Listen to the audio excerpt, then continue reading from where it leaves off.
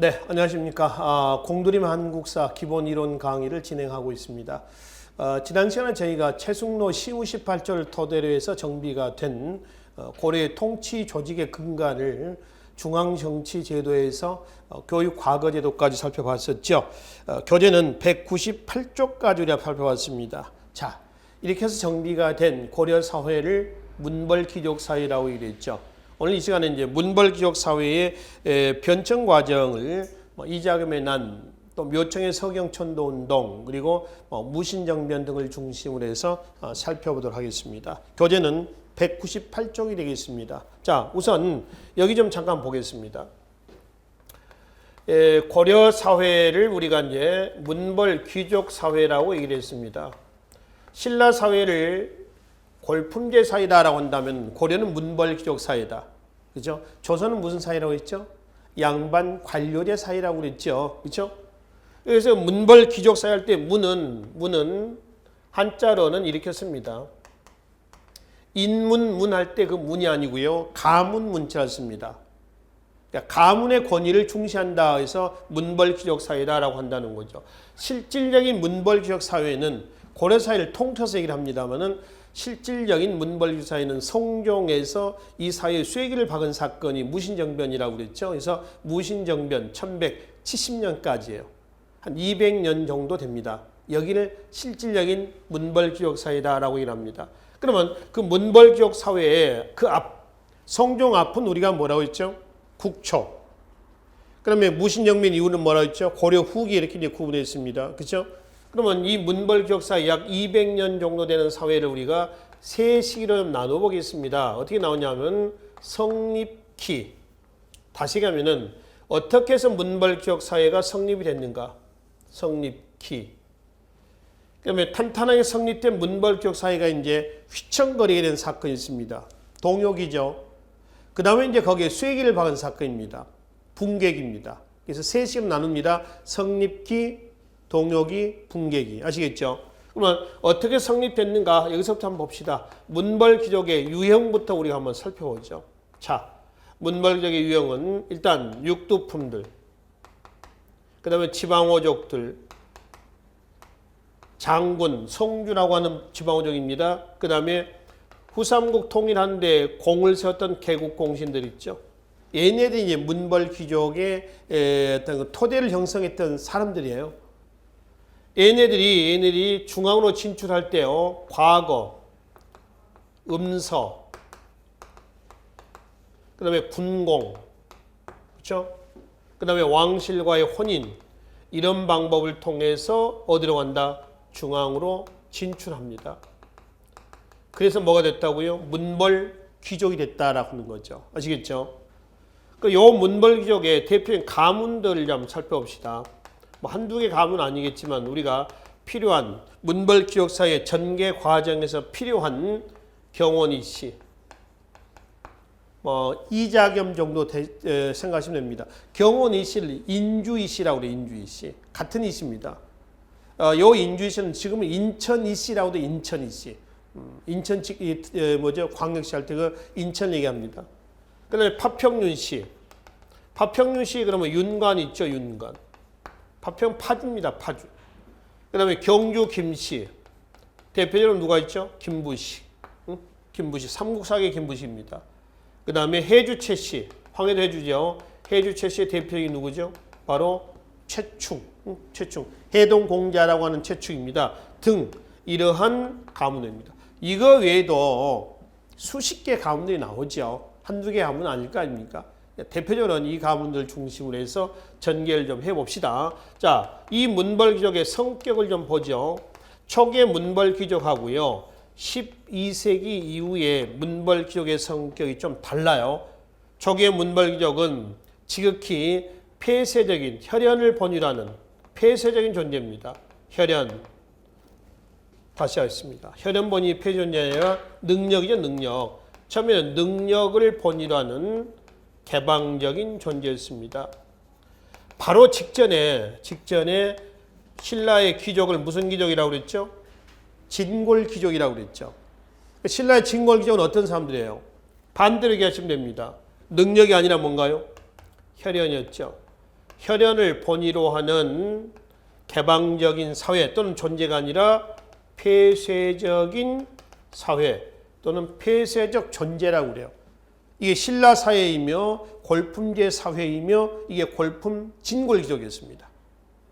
근데 고려 건국 이후에 고려의 문벌기족은 혈연 본의의 폐쇄적 존재에서 뭘로 능력을 본의로 하는 개방적인 존재 또는 그런 사회로 바뀌었어요. 그러니까 우리가 문벌기족 사회다 그러면 초창기는 이렇게 얘기를 합니다.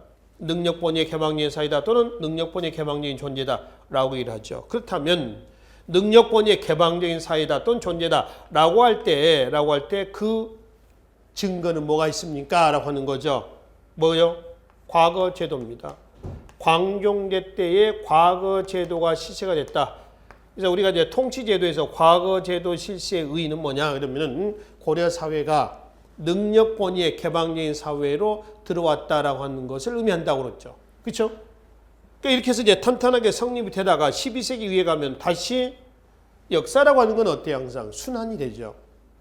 자, 오르막길 있으면 내리막길이 있고요. 다시 올라갑니다. 내려갑니다. 계속 반복이 되죠.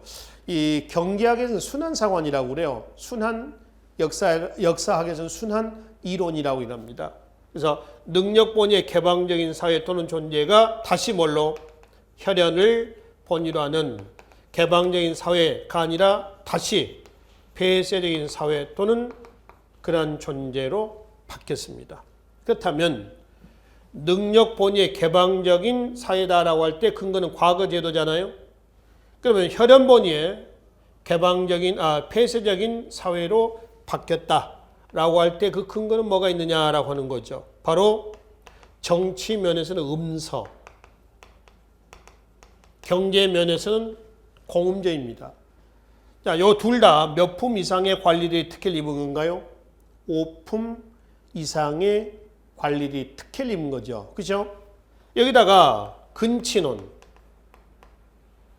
또 동성혼, 고려 근친혼 동성혼은 왕실 내에서 특히 이루어집니다. 뭐 사촌끼리 혼인한다거나, 그렇죠?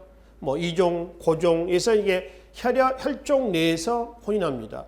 그러니까 왕실 내에서 태어난 딸들 있죠, 딸, 공주들, 여자들은 타성, 다른 성씨에 시집을 보내지 않아요. 철저한 종내혼입니다. 그러니까 나중에 충선한 보기교수에 가면 재상지종이라고 그래서 이걸 금지합니다. 타성씨에 시집을 보내라. 이런 이제 교서가 또 나옵니다. 뒤에서 보기로 하고요. 자, 여기다 또 뭐가 있냐 그러면은 바로 앞 시간에 말씀드렸던 뭐가 있었어요? 사학이죠, 사학. 사학이라고 하는 건 뭔가요? 사립학교. 그러니까 공교육기관과 사교육기관을 말씀드렸잖아요. 사학. 학교는 맺어진 겁니다. 이렇게 해가지고 고려 사회가 뭐였다? 능력 본의의 개방적인 사회가 혈연 본의의 뭘로? 폐쇄적 사회로 바뀌었다라고 하는 거죠. 한편 신라 하대로 들어가면 신라 진골기족이 혈연 본의의 폐쇄적인 존재로 바뀌어지면서 결국 뭐를 초래했어요? 신라 사회가 무너졌죠. 후삼국 분열이라고 하는 신라 사회의 붕괴를 초래했잖아요. 마찬가지입니다. 고려 사회가 혈연 본의의 폐쇄적인 사회로 변질되면서 터진 첫 번째 사건이 뭐라고요? 이자금의 난. 그 이자금의 난의 결과가 원인이 됐던 뭐죠? 묘청의 서경 천도운동 1135년입니다. 여기다가 이 두 사건의 결과 터졌던 1170년 뭐죠? 무신정변이에요. 무신정변을 통해서 고려 문벌기족 사회는 붕괴가 됩니다. 따라서 1126년과 1135년의 사건을 통해서 탄탄하게 성립된 고려 문벌귀족 사회가 휘청거리게 된 동요기, 여기는 뭔가요? 붕괴기. 그래서 이제 세 시기로 나누면 된다라고 하는 것이죠. 그래서 이제 이렇게 해서 일단 성립됐습니다. 성립이 돼가지고 고려 사회가 발전해 가다가 휘청거리게 된 두 사건입니다. 이자금이 난하고요, 묘청의 서경 천도운동이에요. 그 사건을 계기로 해서 동요기로 접어듭니다. 두 사건은 1126년과 1135년의 사건이다. 경원이시 이자겸과 묘청의 서경천도운동 실패죠. 그렇죠? 이 두 사건은 이러한 공통점을 가지고 있습니다. 자, 하나는 고려 문벌 귀족 사회의 모순과 폐단 이 노출됐다는 점. 이 모순과 폐단은 어떤 모순과 폐단이냐 하면 이런 것들이죠. 고려사가 가지고 있었던 음서, 공음전, 근친혼, 동성원, 사학 등이 갖고 있었던 모순과 폐단들이요. 아시겠죠? 두 번째, 이 두 사건은 풍수 도참설이 이용이 됐다는 점. 이 자금의 난에서는 도참설이 이용이 됩니다. 도참설. 18자 위왕. 18자 또는 목자 득극설이라고 그랬어요. 자, 오늘 교재에 199쪽에 맨 밑에 한번 보세요. 이자금의 난에 이자금의 난을 일으킬 때에 도참설을 이용했죠. 그거 보시면은 당시 한자로 되어 있습니다. 18자 위왕. 무슨 얘기냐면 18자는 이제 그 글자를 파자를 해놓은 겁니다. 합쳐놓으면은 이시가 되는 겁니다. 이시. 18자 위왕. 그렇죠. 이시가 왕이 된다는 거야, 결과적으로. 목자 득국도 마찬가지입니다. 목, 자, 득국. 그렇죠. 이시가 나라를 얻는다라는 얘기입니다. 같은 얘기예요. 도참설입니다. 도참설. 을 이용한 거죠. 자, 묘청은 서경길치설이라고 하는 풍수지리설을 이용했습니다. 그렇죠?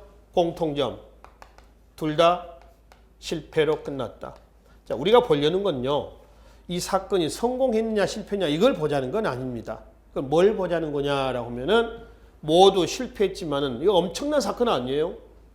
기득권을 갖고 있는 고려 문벌 귀족들은 사태의 심각성을 인지를 못한 거죠. 오히려 그네들의 치부를 숨기고 가리고, 그렇죠? 이런 데 급급하게 됩니다. 그래서 결국 모두 실패한 이후에 고려 문벌 귀족 사회, 여기 사회에 쐐기를 박은 사건. 그게 이제 뭘 나왔어요? 무신정변이 나왔다는 겁니다. 그래서 모두 실패했지만은 고려 문벌 귀족 사회가 갖고 있는 근본적인 그 모순은 시정이 되지 않았다. 그래서 그거에 이제 쐐기를 박은 사건이 바로 동요기 이후에 붕괴가 되는 거죠. 붕괴기로 넘어가는 무신정변으로 이어질 겁니다. 이 무신정변이 몇 년이라고 했어요? 1170년의 사건이라고 했습니다. 의종 24년이 되겠습니다. 그래서 이제 이 1135년하고요. 묘청 사건입니다. 무신정변하고의 공통점도 있습니다. 이 사건하고 앞서 나왔던 1135년의 이 두 사건의 공통점은 뭐냐 그러면은 둘 다 보수체제. 이 보수체제의 도전이었었다. 이렇게 공통점을 얘기하시면 되겠네요. 그래서 이제 보수체제라고 하는 건 어떤 체제를 얘기하느냐? 당연히 고려 문벌 귀족 사회 체제죠. 어떤 보수체제냐 하면 이거죠. 보세요. 혈연본위의 폐쇄적인 저런 보수적인 문벌 귀족 사회 체제에 대한 도전이었었다. 그래서 무신정변을 통해서 문벌 귀족 사회는 완전 박살나게 되는 것이죠. 우선 무신정변의 전개 내용을 보기 전에 이자금의 난하고요. 그 다음에 묘청의 서경천도 운동을 좀 살펴보기로 하겠습니다. 먼저 이자금의 난을 먼저 좀 보기로 하겠죠. 자, 우선 거기 교재 199쪽에 보시면은 인종 4년 1126년에 이자금의 난 그 표 하나가 있죠. 왕실과 경원이 씨의 혼인관계도 표가 되어 있습니다. 지금 문종에서요. 문종이라고 한다면 고려 문벌 귀족사의 최고 정점기라고 말씀드렸습니다. 국초에 최충의 보필을 받았던 시기라고 그랬죠. 그래서 문종부터 해서 인종까지입니다. 몇 대요? 7대죠. 7대 약 80년 정도 됩니다. 이 기간이. 이때가 경원이 씨가 득세했던 시기예요. 그럼 문종대 때 보면은 이자연이라는 사람이 나옵니다. 이자연은 누구냐면 이자겸의 할아버지예요. 이 이자겸의 할아버지 이자연이가 딸을 문종에게 시집을 보내면서 왕실의 외척이 되는 겁니다. 여기서부터 이제 외척 관계로서 세력을 펴나가는 거죠. 그러니 순종, 선종, 헌종, 숙종, 예종, 인종 여기까지입니다. 인종대 이자겸이 나니 실패로 끝나면서 경원이 씨는 몰라 한단 말이에요. 그렇죠? 그럼 여기서 이자겸만 좀 봅시다. 예종과 인종대 때 거듭 외척이 되고 있죠. 그죠? 예종 앞에는 숙종입니다. 그 다음에 인종이 나오죠. 예종과 인종 때 거듭 외척이다 한다면 이자겸에게 딸이 넷이 있었답니다. 4명. 4명 있었는데요. 그 중에 둘째 딸을 예종에게 출가를 시킨 거예요. 거기서 누가 나오냐면 인종이 나왔어요. 그러니까 인종은 이자겸에게 있어서의 뭐죠? 바로 외손자가 되는 거죠. 근데 이자겸의 이제 셋째 딸, 넷째 딸 있잖아요. 이자겸이 이렇게 있고 이자겸의 딸들입니다. 셋째 딸을 누구에게? 인종에게 출가를 시켜요. 넷째 딸을 다시 또 누구에게? 인종에게 출가를 시킵니다. 거듭 외치게 되는 거죠. 족보가 굉장히 복잡해진 거죠. 인종은 이자겸의 외손자이면서 셋째 사이면서 넷째 사이가 되는 거예요. 그렇죠? 그러니까 인종은 이자겸이라고 부를 때 어쨌든 외할아버지라도 부르기도 하고 어쨌든 장인이라고 부르기도 하고 이렇게 된단 말이에요. 그러니까 인종은 또 누가 혼인하는 거예요? 셋째 이모와 넷째 이모와 혼인하는 겁니다. 또 하나 2, 3, 4 얘는요 이자겸의 딸이에요. 서로 자매입니다. 자매. 그렇죠? 생물학적은 자매인 관계인데 시어머니와 며느리 관계 되는 거죠. 고부 간의 관계 된단 말이에요. 그러니까 어쩔 때는 언니 이렇게 불렸다가 어쩔 때는 어머니 이렇게 부른단 말이에요. 그렇죠? 지금 뭘 제가 말씀드리려냐면은 고려 문벌 기억사회가 변질되게 된 요인 중에 하나 뭐죠? 근친혼, 동성혼 이걸 지금 살펴보자는 겁니다. 중첩된 혼인관계예요. 그러니 인종대 때에 이자겸이가 세력이 얼마나 강했겠습니까? 어마어마했겠죠. 대표적인 사례가 있습니다. 숙종대 때 여진의 침략을 굉장히 많이 받습니다. 여진족의 선날 금이라고 그러죠. 이건 나중에 대관계에서 봅시다. 그래서 윤관이 여진을 토벌하러 갔다가 패배했어요. 윤관은 보병을 데리고 갔는데 이는 기병이었거든요. 그러니까 돌아와서 윤관이 여진을 토벌하기 위해서 별무반을 편성합니다. 신기군, 신보군, 항마군 하는. 그래서 숙종대 여진을 토벌하려고 했는데 숙종이 평양에 순찰을 갔다가 돌아오면서 병이 걸려서 갑자기 죽어버려요. 그래서 여진 토벌을 못했어. 그러고 나서 이제 예종대 때 와가지고 여진을 토벌했어. 그래서 동북구석을 축제했거든요. 1107년에. 근데 만 1년 반 만에 돌려줬어요. 여차저차 돌려줬습니다. 그리고 여진이 1115년에 국호를 금으로 고칩니다. 1125년에 거란을 칩니다. 1126년에 고려에 4대를 요구합니다. 이때 너 무릎 꿇어라. 4대 요구했을 때 이자겸이가 여진의 4대 요구에 수락을 해버렸어요. 고려 대외 정책의 일개 신하가 어떤 왕의 권위를 넘어선 거죠. 그러니까 이자겸의 세력이 지금 어느 정도 강했는가를 알 수가 있습니다. 그러던 이자겸이가 인종을 강금 죽이고요. 독살하고 권력을 잡으려다가 실패한 사건이 뭐냐면 1126년 이자겸이 난이라는 얘기입니다. 이때 이자겸이 누구를 끌어왔냐면은 척준경이라는 사람을 끌어왔습니다. 척준경 무시인데요. 척준경을 끌어안을 때 명분이 18자 이왕이에요. 도참설 이용합니다. 야, 이 씨가 왕이 된다라고 하는 거란 말이에요. 그래서 이제 척준경과 같이 연합해서 난을 일으켰어. 그래서 인종을 강금하는 데까지 성공했거든요. 근데 권력 분배 문제로 갈등이 생기는 거야. 그래서 인종이 척준경을 회유를 해서 척준경으로 하여금 이자겸이를 죽이게 한다. 그래서 이자겸이라는 실패로 끝납니다. 그러던 척준경은 다시 또 누구한테 죽냐면은 정지상, 나중에 묘청의 서경 천도 운동 때 동참했던 서경파의 정지상에게 또 죽어. 이후엔 또 정지상의 세도로 또 넘어가는 겁니다. 여튼 이자겸의 난의 경과는 이렇습니다. 그러니 이자겸이 난 이후에 고려 왕실 왕권은 실추가 되고 여진은 여진대로 압박을 심하게 해올 거고, 그죠? 또 경제 사회적인 혼란도 지속이 될 거 아닙니까? 이게 이자겸의 난의 결과란 말이에요. 그래서 그 결과가 200쪽에 보시면은 맨 위에 한번 봅시다. 자, 개경의 궁궐이 소실되고 민심도 흉해지고 도참설이 유행해지고, 도참설은 이제 예언사상 아닙니까? 쉽게 하면은 개경의 땅의 덕이 안 좋으니까 자꾸 이런 변란이 생긴다. 그 수도를 이참에 서경으로 옮기자. 뭐 이런 도참설의 유행이 돼서 서경천도의 대두가 되고, 그리고 문벌 귀족 사회 붕괴를 촉진했고요. 여진의 압력도 계속 증가가 되고 있었습니다. 우측에다 묶으십시오. 지금 한 4개 나와 있죠. 4개 나와 있습니다. 이게 이자겸의 난의 결과예요. 이걸 묶어서 그래서 이제 이 결과를 수습하는 과정에서 이러한 대책이 나오게 됩니다. 수습하는 과정에서 당시 고려 사회는 개경파하고 뭘로 서경파로 나눠져서 여러 가지 계책들이 나오게 된다라고 하는 거죠. 그게 바로 밑에는 표예요. 개경파의 서경파의 표가 있죠. 이 표는 꼭 기억을 해두세요. 묘청의 사건 또 묘청의 사건을 진압했던 김부식 등에 대한 이해를 할 때요. 이 표 내용은 이자금에 난 이후에 나타난 이 표는 꼭 기억을 하셔야 된다는 겁니다. 아시겠죠? 표 좀 보겠습니다. 전자, 개경파, 후자, 서경파로 하겠습니다. 먼저 전자, 김부식, 김인존, 후자, 묘청, 정지상, 백수환 등.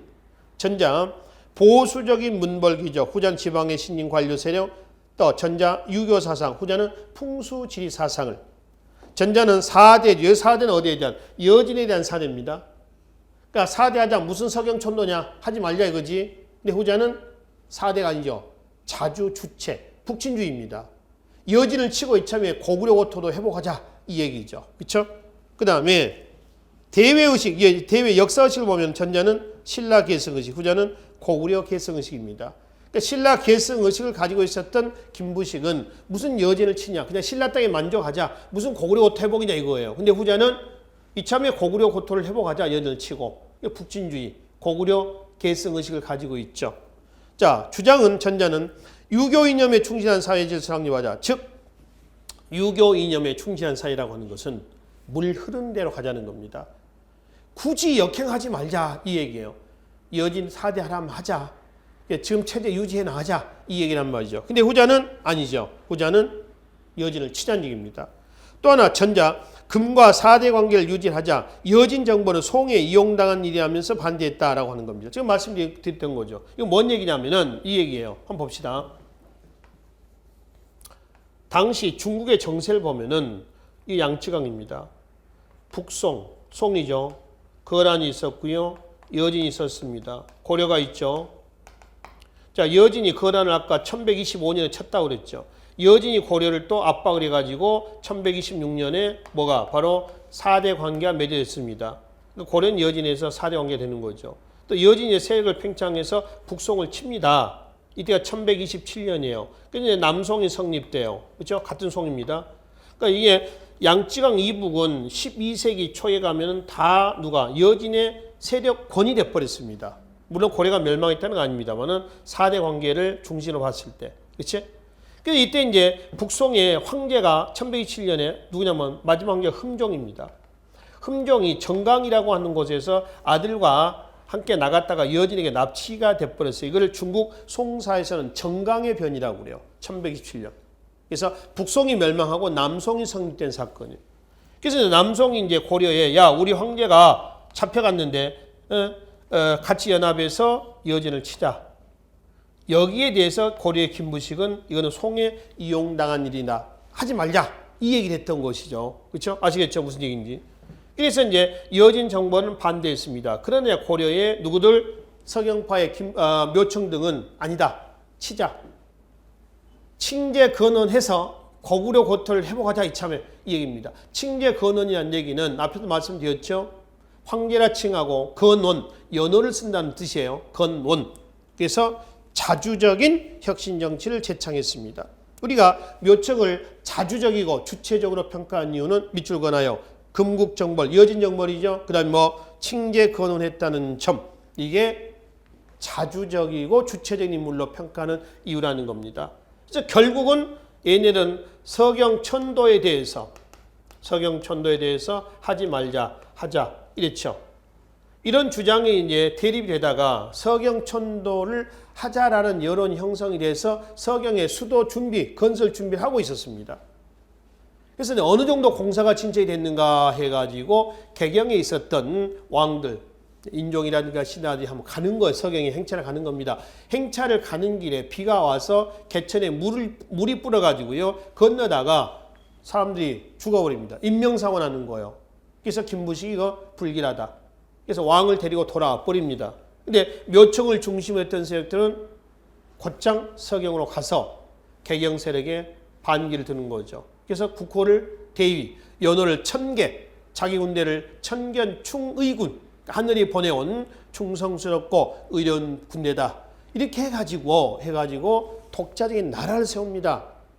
개경 정부, 고려 왕조 입장에서는 이거는 반역이죠. 자, 여러분들 고려에서 가장 중재로 다스렸던 죄가 뭔지 아십니까?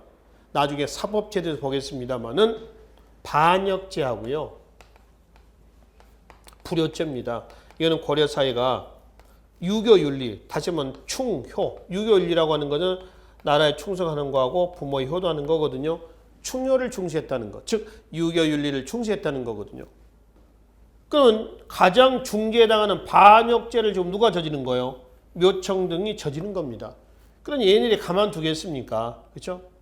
가서 쳤습니다.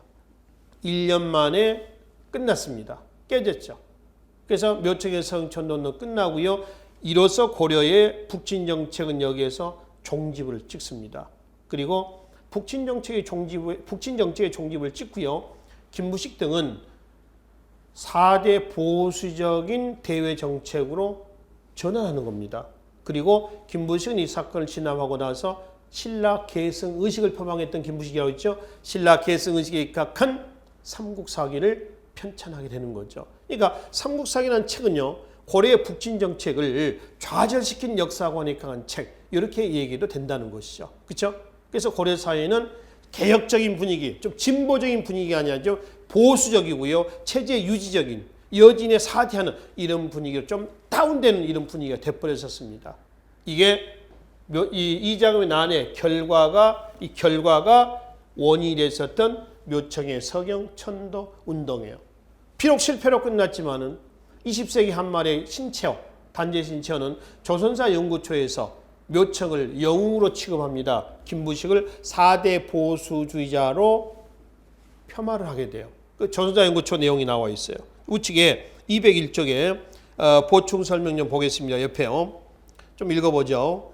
조선 근세의 종교나 학술이나 정치나 풍속이나 4대주의의 노예가 되면 무슨 사건에 원인하는 것인가? 조선 근세. 이 조선 근세는 시기적으로 신체와 살고 있었던 일제강점기를 얘기합니다. 자, 중간에 생략하겠습니다. 나는 한마디 말로 회답하여 말하기를 고려 인종 13년 서경천도운동 즉 묘청이 김부식에게 패배함이 그 원인으로 생각한다 그랬죠. 자, 좀 몇 줄 띄고요. 그 실상은 낭불대 유가의 대립, 국풍파대 한학파의 대립, 독립당대 4대당의 대립, 진취대 보수의 대립이니 묘청은 전자후자는 김부식이다.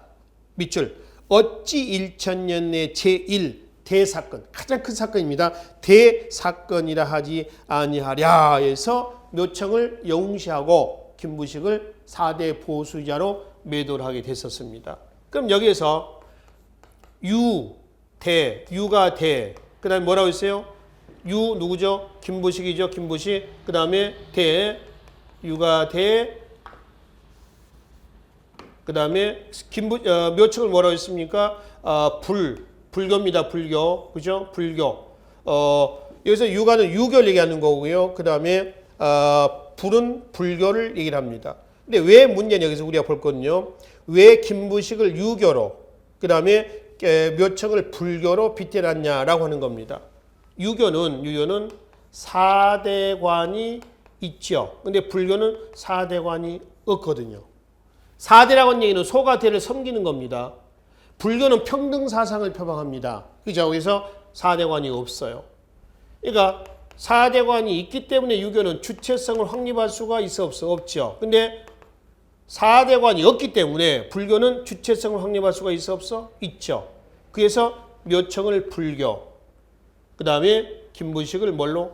유교로 비교하는 겁니다. 그러니까 거기에 나와 있는 거기 중간에 그 실상은 낭불대 유가에 데려왔죠. 물론 이 낭은 화랑을 얘기하는 줄 아시죠? 그러니까 김부식을 다시 신채호는 묘청을 화랑으로 본 겁니다.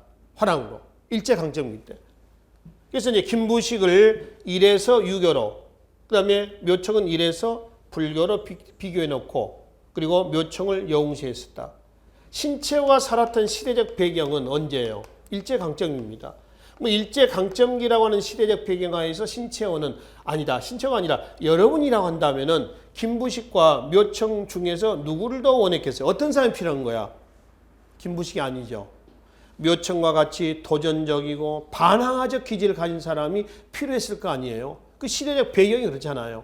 자, 우리는 이런 얘기를 합니다. 영웅이 시대를 만드냐, 시대가 영웅을 만드냐, 그렇죠? 어떻습니까? 시대가 영웅을 만들죠. 그러니까 항상 영웅은 언제 나온다고 그래요? 난세에 나옵니다. 난세. 그렇죠? 난세. 그러니까 우리 모두 다 영웅이 될 수가 있는 거예요. 그렇잖아요? 시절이 어렵고 국가적인 위기가 나섰을 때 거기에 나서서 싸우는 겁니다. 그게 영웅이 아니면 뭡니까? 영웅이 시대를 만드는 건 아니란 말이에요. 신채호가 살았던 시대의 배경을 이해를 하시면서 왜 신채호는 묘청과 김부식을 평가할 때 이렇게 평가했을까라고 하는 걸 이해를 좀 하시라는 겁니다. 아시겠죠? 그러니까 신채호는 우리가 지금 일제하에서 이 모양 이 꼴이 된 것은 그 시작이 언제부터냐? 언제부터 우리가 사대적인 분위기에 꽂혔냐라고 하는 겁니다. 내가 아무리 생각해도 봐도 여기서부터가 문제다. 이렇게 이제 평가를 하고 있었던 겁니다. 그렇죠? 이런 시대적 배경하에서 일제 강점기 때 민족주의 사학자들은 영웅 전기들을 많이 편찬해서 배포를 하는 겁니다. 읽고 항일운동하는 과정에서 이런 영웅들처럼 이런 영웅이 많이 출연해 주기를 갈망하는 영웅 대망론이 작용이 됐던 거죠. 을지문덕전, 이순신전, 최도통전, 또 외국의 흥망사, 미국 독립사, 월남만국사 이거 있죠.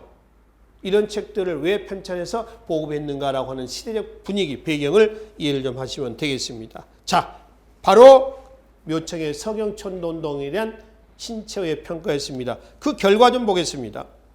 서경파의 몰락과 정리상, 백수한, 묘청 등이 다 제거됐지요. 그 다음에 숙문, 천무 사상이 강화가 됐습니다. 왜 그러냐면은 이 묘청의 서경천도운동에 누가 동참했냐면은 숙문, 천무 사상에 억압을 받았던 누가? 무신들이죠. 이 무신들이 같이 결탁해서 묘청의 서경천도운동을 일으켰는데 결국은 실패로 끝나면서 문벌 귀족들의 무신에 대한 차별대우는 더욱더 심화가 되는 겁니다. 이것이 여기서 이제 부글부글 끓다가 결국 뭘로? 이 체제에 대한 도전, 무신정변으로 터지게 되는 거죠. 그렇죠? 자, 세 번째. 고려 문벌 기억 사회의 근적, 밑바닥부터 이제 흔들리게 된 계기가 됐고요. 분사제도. 분사제도는 고려 중앙정치제도 나옵니다만은 부는 나눈다는 거죠. 사는 관청을 얘기합니다. 개경의 행정구역을 서경에다가 두는 겁니다. 그만큼 서경, 평양을 제2의 수도로 중시가 됐던 거죠. 그러니까 서경의 지위가 하락이 되죠. 서경에 설치했던 분사제도가 없어집니다. 그러니까 서경에 설치했던 서경을 중심으로 했던 삼경, 우리가 앞서 했던 삼경 어디예요? 서경과 남경과 동경이었죠. 삼경제도에 삼경에 서경이 있잖아요. 그러니까 서경은 반역의 도시다 해서 삼경제도가 없어져요. 이제 뭐라고 하냐면 삼소로 바뀝니다. 삼소는 개경을 중심으로 하는 북쪽, 서쪽, 남쪽에서 세 개의 사를 얘기합니다. 삼경이 없어지고 삼소제도로 바뀌었고요. 그리고 고려가 북초부터 고구려 고태복을 위해서 추진했던 북진정책은 여기서 종집을 찍었습니다. 북진정책이 종집을 찍고요. 여기에 북진정책을 좌절시킨 역사관에 입각한 책이 나왔다. 그게 뭐다? 김부식의 삼국사기다. 1145년이 되겠습니다. 자, 이게 고려 문벌 기억 사회를 휘청거리게 만들었던 마지막 사건 뭐죠?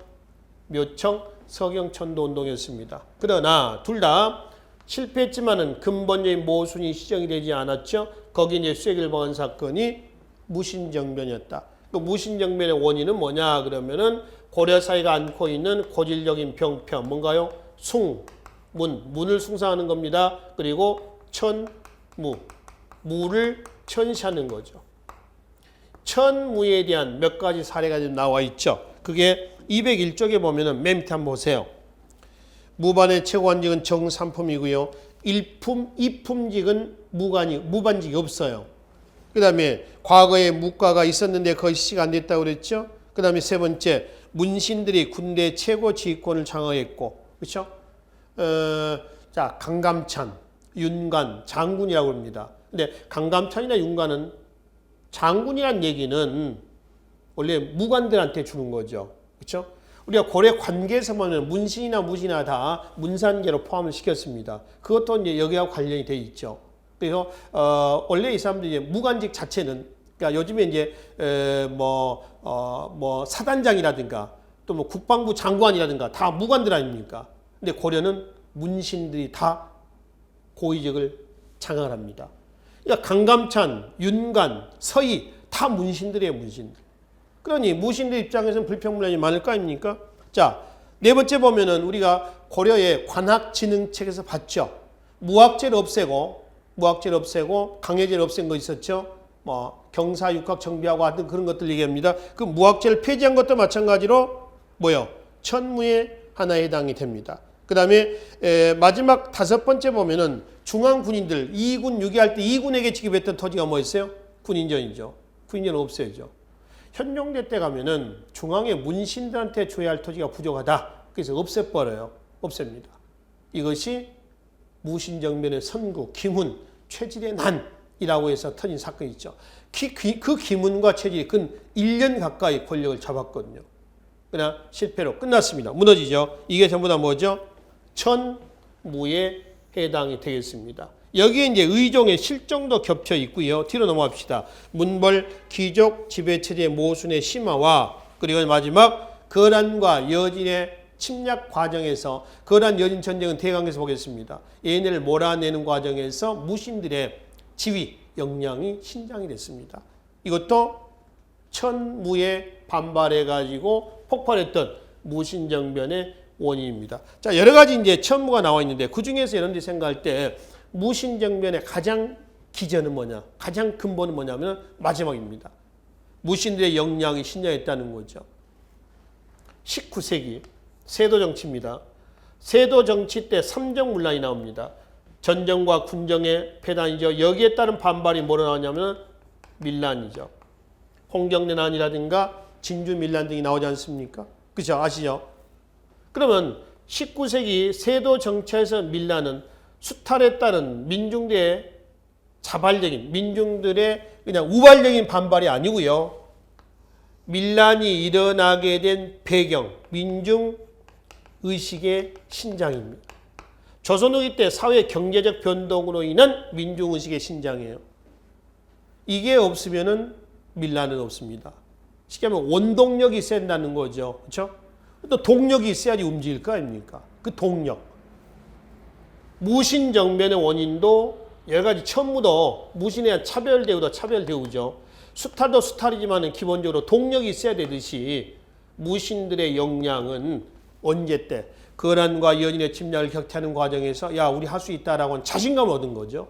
그것이 가장 기본에 깔아두고 나머지 천무 그리고 폭발 이렇게 해서 무신정변을 이해를 하셔야 된다는 거죠. 아시겠죠? 무신정권요. 딱 100년 진행이 됩니다. 자, 그 100년의 시기를 우리가 좀 나누겠습니다. 세 시기로 나눌까요? 무신정권의 성립기 그리고 이제 무신정권의 확립기. 우리가 흔히 얘기하는 무신정권 요 시기를 얘기합니다. 최씨정권기를 얘기하기도 합니다. 그리고 무신정권의 붕괴기죠. 몰락기를 얘기합니다. 이거는 약 10년 정도 갑니다. 10년 정도. 그럼 성립기를 할 때 누가 나오냐면은 정중부를 죽이고 등장했던 경대승. 경대승이를 죽이고 경대승이 죽자 등장했었던 이의민. 이의민이를 죽이고 등장했던 최충원. 최충원의 아들 최우. 그 다음에 원래 이름은 최의입니다. 원래 이름은 최의죠. 근데 당시 고종의 이름이 왕의예요. 그래서 왕의 이름하고 같이 못 쓰죠. 그래서 최우라고 합니다. 그 다음에 최항. 그 다음에 그의 아들 최의. 4대 63년입니다. 최의를 죽이고 등장했던 김준. 유경이라는 사람하고 연합을 하죠.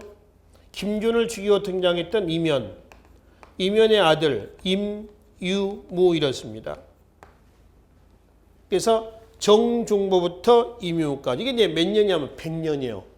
100년의 기간입니다.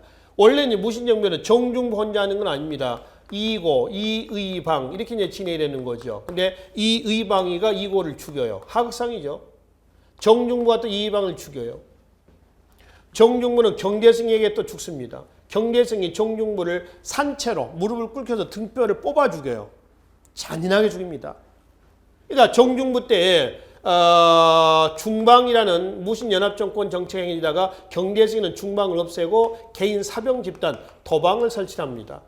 도방을 설치했던 배경은 신변보호입니다. 이때가 경대승이가 나이가 25세, 30살에 30세에 병살합니다.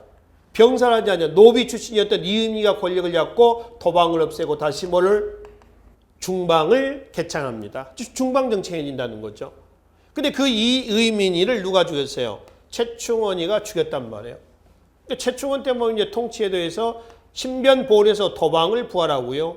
또 교정 도감을 설치를 하고요. 장을 교정 별감이라고 그래요. 최 씨가 세습을 합니다. 최후 때 가면은 도방 교정 도감을 토대로 하고요. 서방과 그 다음에 정방 인사권 장악기구입니다. 정방을 맺습니다. 서방은 문신들로 구성된 정치 자문기구입니다. 최양 최희 때는 그 기구들이 그대로 유지가 됩니다. 그러다가 김준이 누구를 죽였어요? 1258년에 최희를 죽여요. 그래서 최씨 정권은 4대 63년간 막을 내립니다. 그리고 김준은 다시 이면에게 또 죽습니다. 그 이면은 이묘무에게 정권이 넘어갑니다. 여기서 대외 관계를 같이 보겠습니다. 최후 때 몽골 침략을 받습니다. 이건 나중에 대외 관계에서 보겠습니다만은 이 몽골의 침략을 받던 시기가 1231년이에요. 고종 18년입니다. 여기에 대해서 최후는 수도를 어디로? 강화도로 옮겼습니다. 한번 싸워보겠다는 거죠. 이때가 1232년이에요. 그래서 강화천도는 어떤 의미입니까? 라고 하면은 싸워보겠다라고 하는 뭐죠? 항몽의 의미로 이해하시면 됩니다.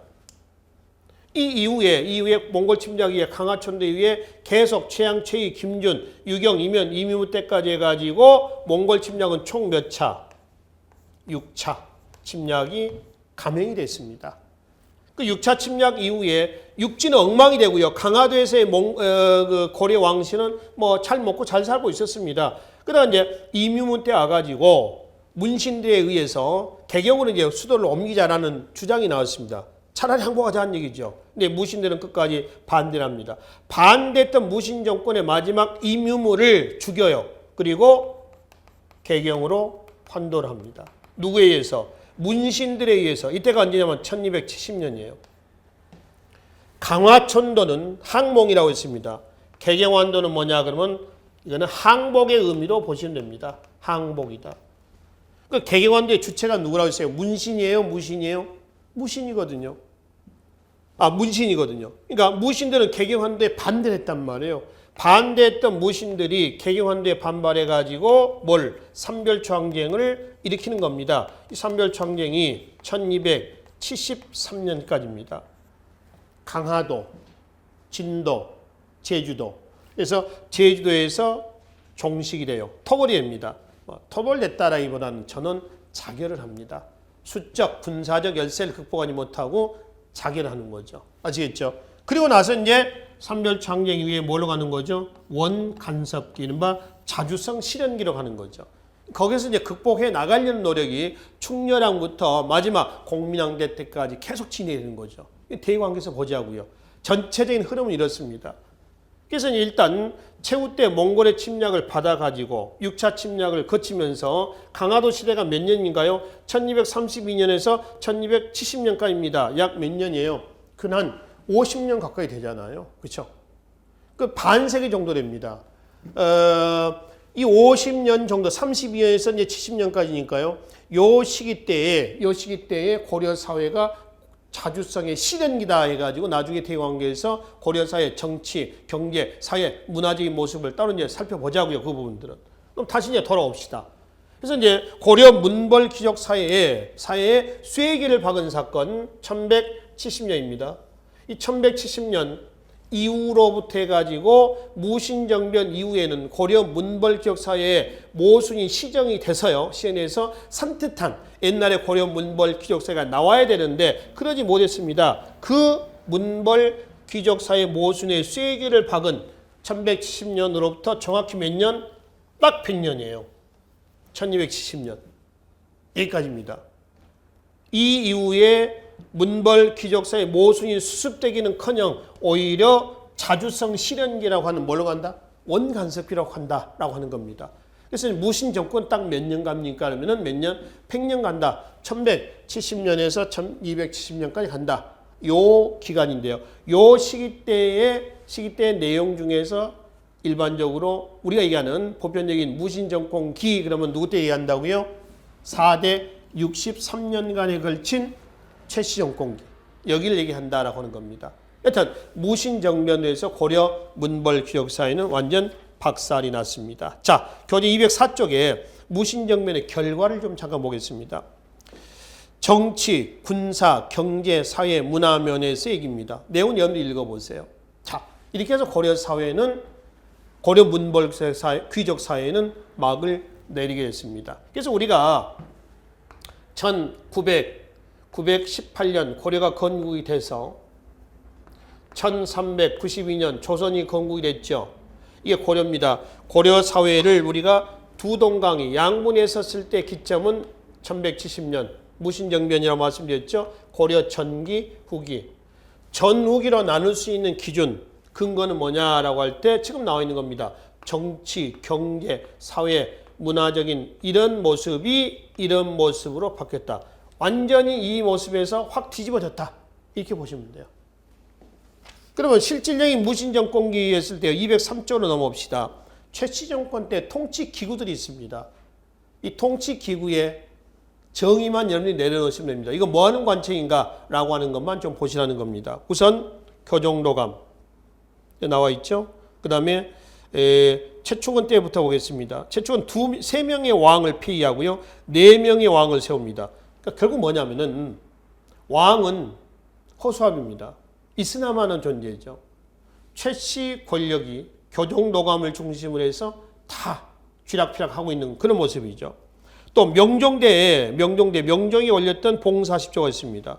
그 봉사십조는 오른쪽에 보충에 나와 있습니다. 시무십조라고 그러죠. 시무란 얘기는 아시죠? 당장 급한 일을 올리는 겁니다.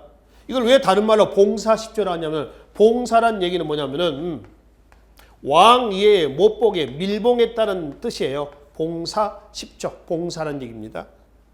그 내용을 잠깐 보시면은 두 번째 관원의 수를 줄여라 했는데 실제로 필요 없는 관직이 더 많이 만들어져요. 예를 들면은 최후 때 서방 정방, 서방 뭐 한 거라고 했어요? 문신들을 등용하는 거라고 했습니다. 능문 능리의 관리들이 나옵니다. 문학에도 능하고 행정실무에도 능한 관리들이에요. 얘네들이 고려 말기 때 신진사대부입니다. 정방은 인사권 장학기구입니다. 살 필요 없는 기구들이 많이 만들어집니다. 그러니까 이 시무십조는 실제로 개혁을 하자라고 하는 것보다는 뭐 하자는 거예요? 최씨 정권의 유지 목적이에요. 세 번째 봐봐요. 빼앗은 농민의 토지를 돌려줘라 했는데 최씨 정권의 경제적 기반이 뭔가요? 농장이거든요. 무신정변을 계기로 해가지고 경제적인 변화, 고려의 전식화 체제가 무너지고 농장 확대로 넘어갑니다. 사전 확대예요. 사전 확대. 그 다음에 네 번째 선량한 관리를 임명해라. 자, 아까 서방, 정방 인사권 장학기구라고 했죠. 선량 관리 임명한다라고 하는 것은 최씨 정권에 잘 따르는, 그러니까 굽신굽신하는 이런 사람들을 등용하는 그 기구에 불과했던 거죠. 그러니 시무십조는 개혁을 건의하기, 개혁 건의 목적은 아니고요. 실제는 최씨 정권의 권력 목적이다.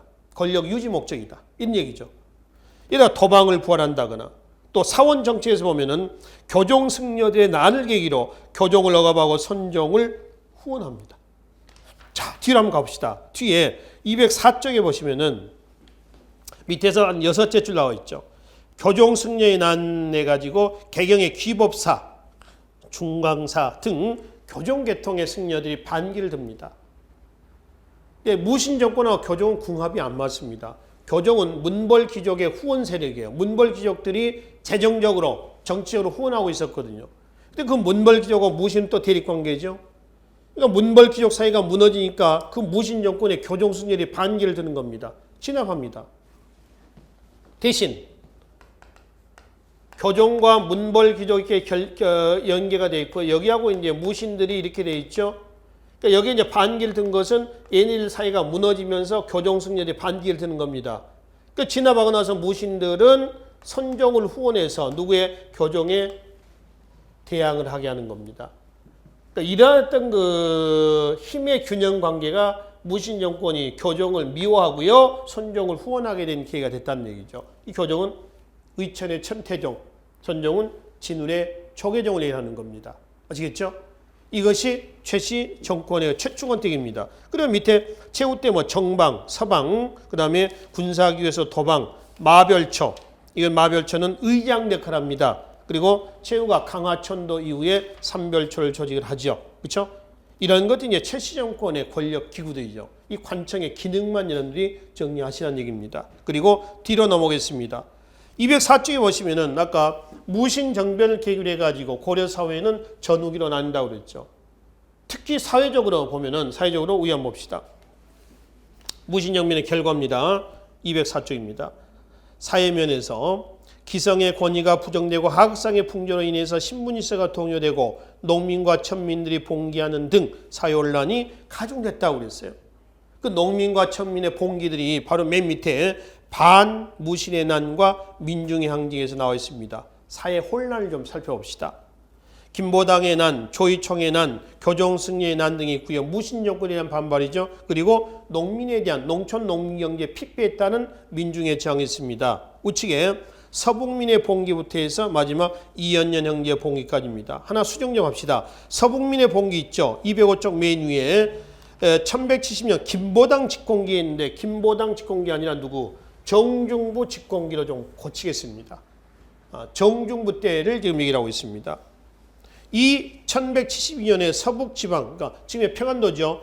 얘네에 대해 봉기는 진압이 됐지만은 나중에 왼쪽에 조이총의 난 1174년에 있죠. 조이총의 난에도 얘네들이 동참을 해요. 그러니까 조이총의 난은 민중항쟁의 성격을 뜻하 이렇게 얘기를 한다는 거죠.